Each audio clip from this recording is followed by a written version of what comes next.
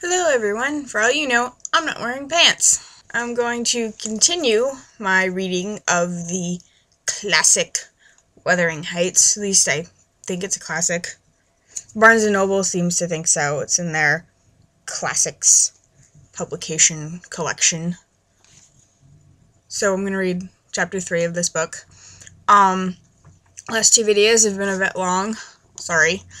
And to try to fix that problem, I've done chapter 3 a bit differently, which means that I have read the chapter ahead of time so that I know what's going to happen and I can summarize the boring stuff much easier and much faster and read you the interesting and or entertaining parts.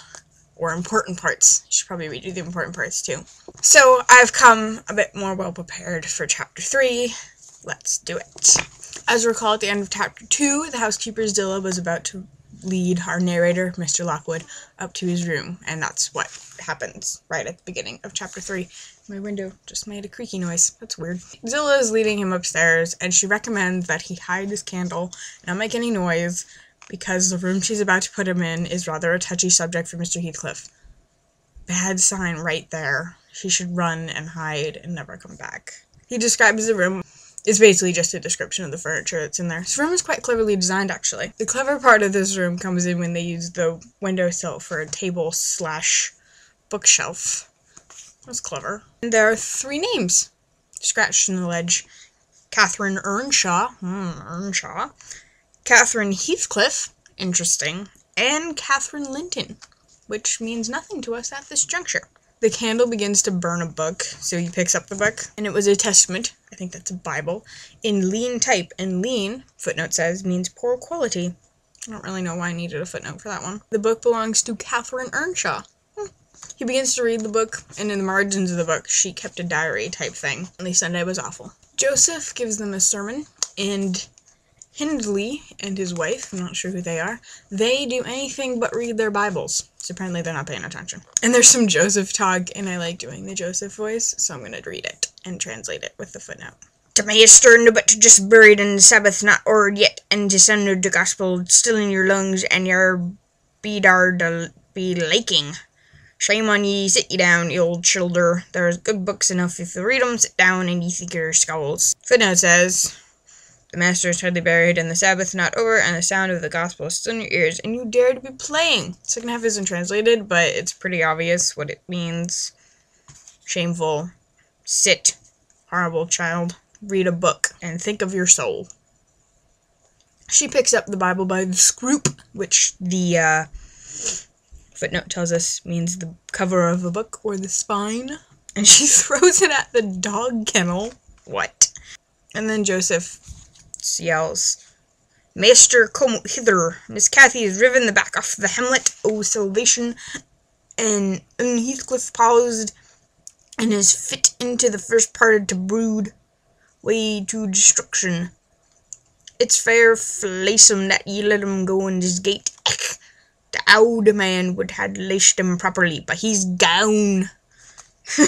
That was fun. Footnote translate that as Miss Cathy has ripped the back cover off the helmet of salvation, which I presume is the Bible, and Heathcliff has put his foot through the first part of the broad way to destruction. It's terrible that you let them go on this way. Oh, the old man would have whipped them properly, but he's dead. Oh, what a lovely house they must live in. Hindley hurries up from his paradise by the hearth and grabs one of them by the collar and the other by the arm. And Joseph makes reference to Oud Nick, which our footnotes book translates and explains as Old Nick or the devil. This is a lovely place, isn't it? Don't you want to live there? I want to live there. Mr. Lockwood stops reading and falls asleep. Not before he sees a red ornamental title entitled 70 times 7 and the first of the 71st, a pious discourse delivered by the Reverend Jabez Branderham in the chapel of Gimmerden Sow. Apparently a sow is a ditch. So it's a book of a giant sermon. It sounds terrible. He falls asleep, and he has a dream, which Emily Bronte relates to us, but I have no idea what has anything to do with anything. It's just really weird. Joseph is guiding him on his way home They come to the chapel. Jabez from the sermon book is in the chapel, and he is delivering a sermon divided into 490 equal parts, and each part being on a separate sin, because apparently there are 490 distinct and individual sins, not 7, as everyone else would have us believe. So Jabez gets through the 490 sins, and he begins to begin on the 491st. At this point, dream version of Mr. Lockwood jumps up and protests, and he is beaten. And while this is going on, Jabez is tapping at the pulpit. Then he wakes up, and the tapping sound translates into a tree branch tapping on the window. So he sticks his hand at the window in an effort to move the branch and keep it from tapping, and instead, he grabs a tiny ice-cold little wrist. What? And it is crying, "Let me in, let me in." And he asks who she is. And the voice replies, "Catherine Linton. Terror made him cruel. And because he cannot shake the creature off, what a horrible person he is, he pulls the wrist onto the broken pane and rubs it back and forth until it bleeds and the blood soaks the bedclothes. And it's still wailing, 'Let me in,' the entire time and does not let go. What is wrong with this guy? He reasons with it, saying, 'Let me go if you want me to let you in.' So the fingers relax, and he whips his hand back through the window and covers up the hole with books. But she keeps wailing and tapping for 15 minutes. And he shouts, 'Begone. I'll never let you in, even if you beg for 20 years. This guy is so bad. And then she says, 'It is 20 years. 20 years, I've been away for 20 years. So apparently it's a ghost that bleeds and taps on windows. What?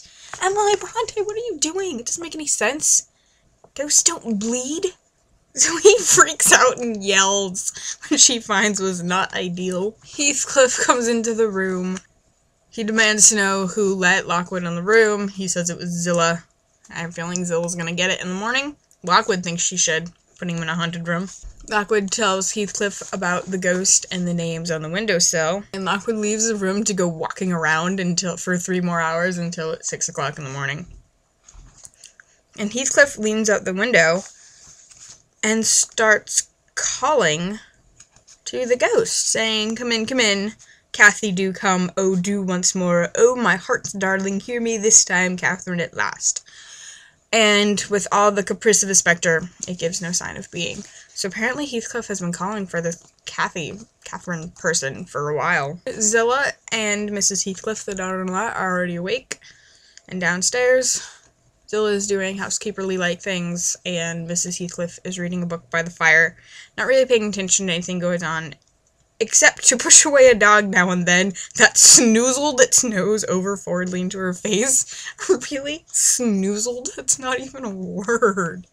It's an awesome word, though. Snoozled should totally be a word. Someone come up with a working definition of snoozled for me. Put it in a comment or a video response. I really want to know what snoozled is. Heathcliff has just finished yelling at Zillah, and now he turns to Mrs. Heathcliff, and this is fun. He yells at his daughter-in-law, saying, "And you worthless," employing an epithet as harmless as duck or sheep, but generally represented by a dash. That is a weird, convoluted, and nice way of saying that he called her a bitch. Mr. Lockwood decides to leave. He arrives at his house at noon, and he's so tired he cannot enjoy the cheerful fire and smoking coffee which the servant had prepared for his refreshment. Oh, woe is you. So that was chapter 3 of this book. A little more happened. We met a ghost. Isn't that cool? That's kind of cool. So next chapter we'll find out more about the ghost, and maybe who the ghost is, and maybe who this Catherine who was scribbling in the margins of her testament was. So anyway, thanks for watching. Bye! And I am wearing pants. I'm actually wearing these pants. My LL Bean holiday flannel pants. Size medium. They were a Christmas gift from my mom, and I like them very much.